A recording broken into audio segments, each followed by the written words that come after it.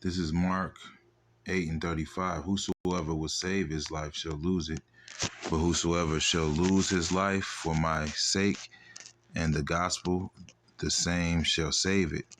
For what shall it profit a man if he shall gain the whole world and lose his own soul? And what shall a man give in exchange for his soul? First and foremost, I'd like to give all praises, honor, and glory to Yahweh, Ba'ashem, Yahushai, Ba'ashem, Rakakadash. Double honor to the apostles and elders, a great millstone.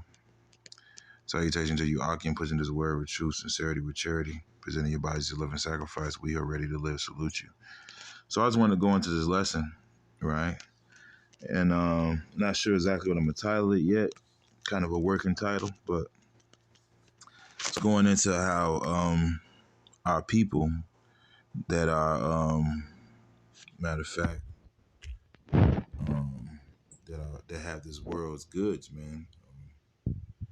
Matter of fact, let me grab another scripture.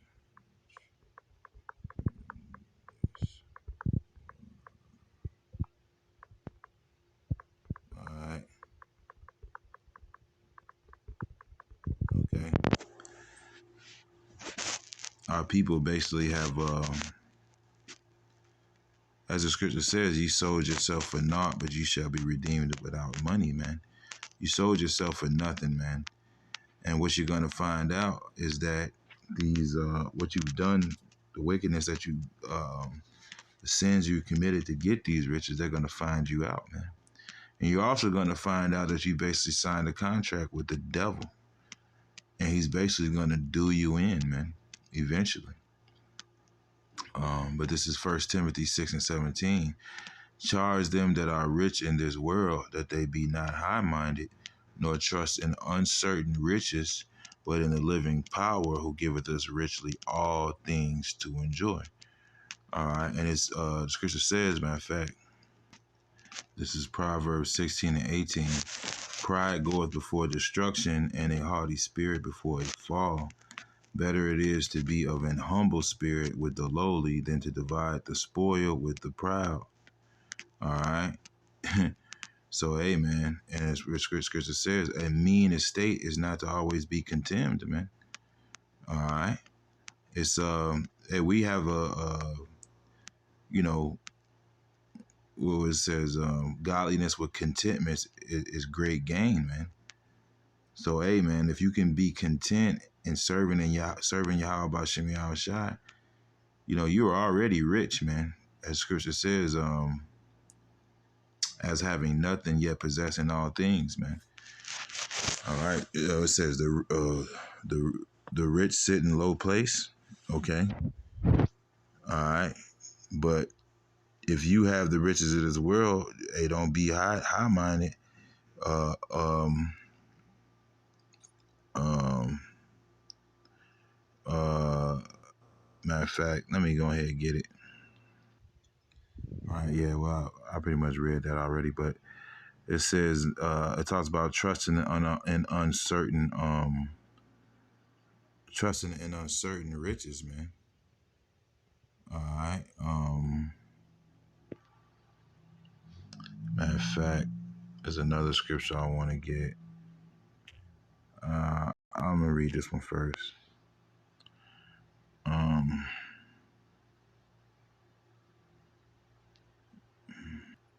All right, this is Deuteronomy. This is Deuteronomy 32:12. So Yahweh alone did lead him, and there was no strange God with him. He made him ride on the high places of the earth, that he might eat the increase of the fields.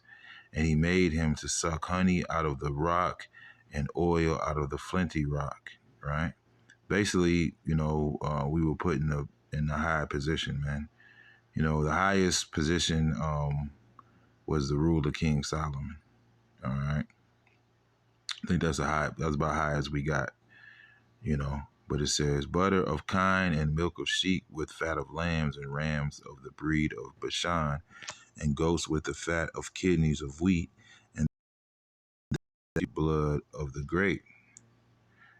But Jeshurun waxed fat and kicked, thou waxen fat, Thou art grown thick, thou art covered with fatness, and he forsake Yahweh, which made him, and lightly esteemed the rock of his salvation. So that's why the scripture says, give me neither poverty, I think it was David that said, correct me if I'm wrong, I believe it was David, he said, give me neither poverty nor riches, you know, unless I be full and deny thee, roughly paraphrasing, man. So yeah, man, as a nation, you know, in our pomposity, and you know, that's what we did. No, we've had many rulerships throughout history, man. Matter of fact, you know, we ruled all through Europe, took over the Roman Empire. You had the Northern Kingdom over here in the Americas ruling. All right, and opulence, man. All right, but they were being wicked as hell. All right. So the Lord sent the worst of the heathen, you know, to put a foot in our ass, man.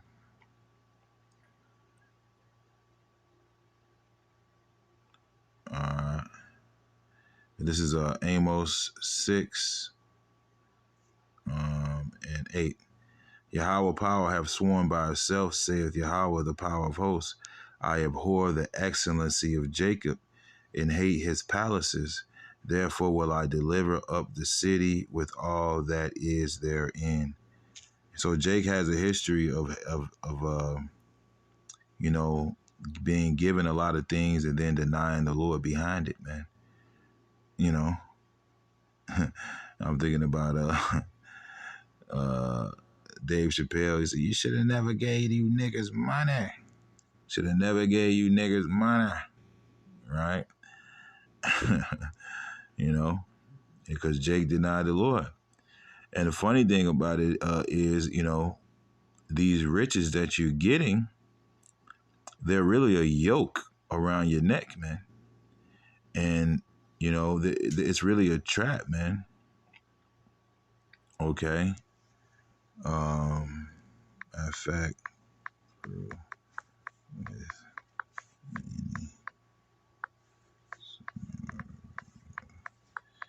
all right. You look at these celebrities, man, they die broke. They get exploited. They go to jail. You know, now they're coming for P. Diddy. The funny thing is that what it says, in vain shall you make yourself fair. Thy lovers shall despise thee. They shall seek thy life. So it doesn't matter how much of a nigger you become for Esau, how much you dress up as Esau, he's still going to do you in because he still understands that you're enemies, man. He still fucking hates you, man. This 1 Timothy 6 and 10, for the love of money is the root of all evil, which while some coveteth after, they have erred from the faith and pierced themselves through with many sorrows, right? And pretty soon, you're going to really get pierced, man. You're going to lean your hand on the staff of this broken reed, which is Egypt, and you're going to get the MOTB, all right?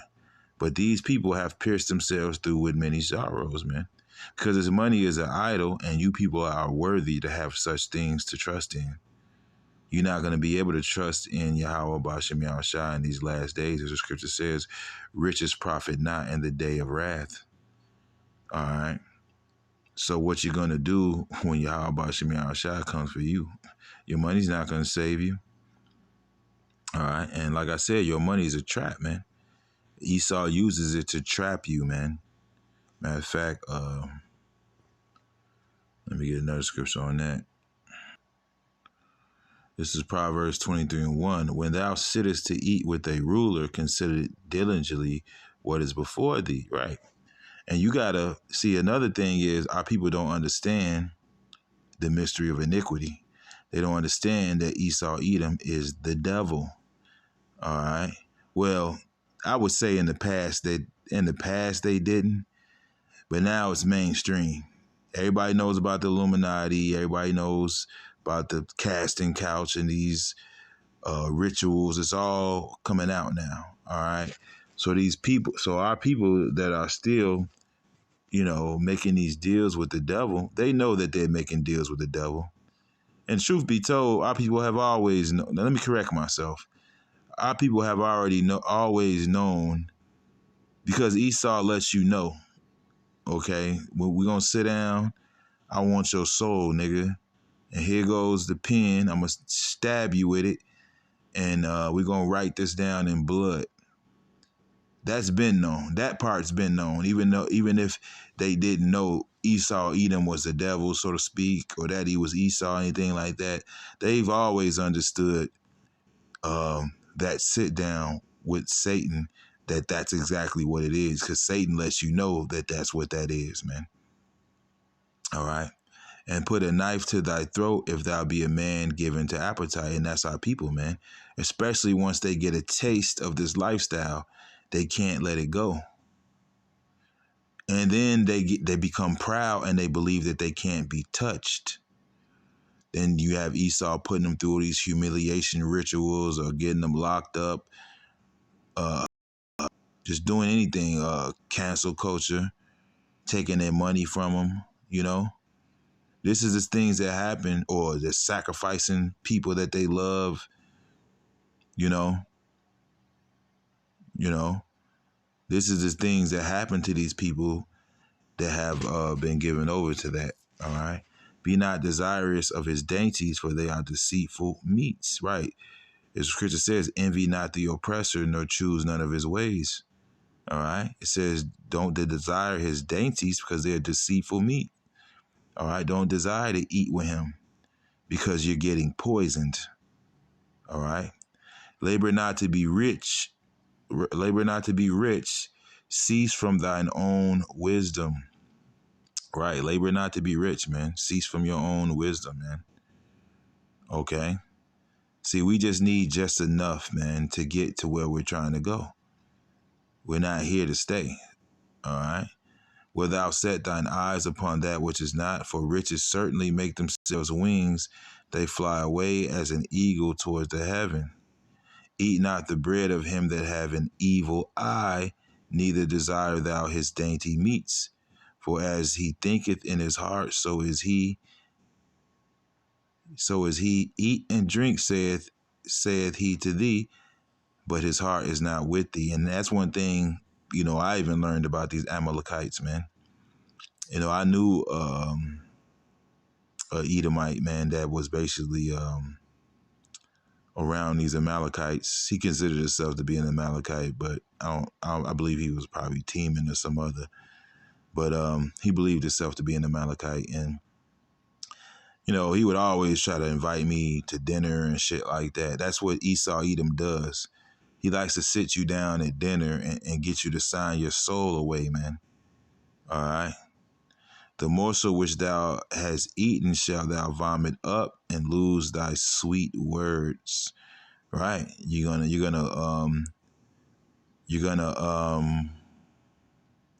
eat that morsel. You're gonna eat that poison, and you're gonna lose your sweet words. All right, meaning you're gonna live a lie. You're not gonna speak the truth no more. Because what it says, let me get another one. Yeah, which is why a lot of these camps, they're not, they took away the name, and they're basically teaching false doctrine because they're paid off, right? But this is Sirach 20 and 29. Presents and gifts blind the eyes of the wise and stop his mouth that he cannot reprove, okay? And that scriptures also says a gift destroyeth the heart, man. So our people have been given these presents and gifts by Esau, Edom, and it's destroyed them, man. It's destroyed them. Hey, but in Yahweh Shai, we have liberty, man. So yeah, man, it's a little lesson I wanted to do. Hope it was edifying. All praises, honor, glory to Yahweh, Ba'ashem Yahweh Shai, Ba'ashem Rakakadas. Double honor to the apostles and elders, a great millstone. Salutation to you, Akim, pushing this word with true sincerity, with charity. Shalom, the Bible ball. Salaki, a Bible ball.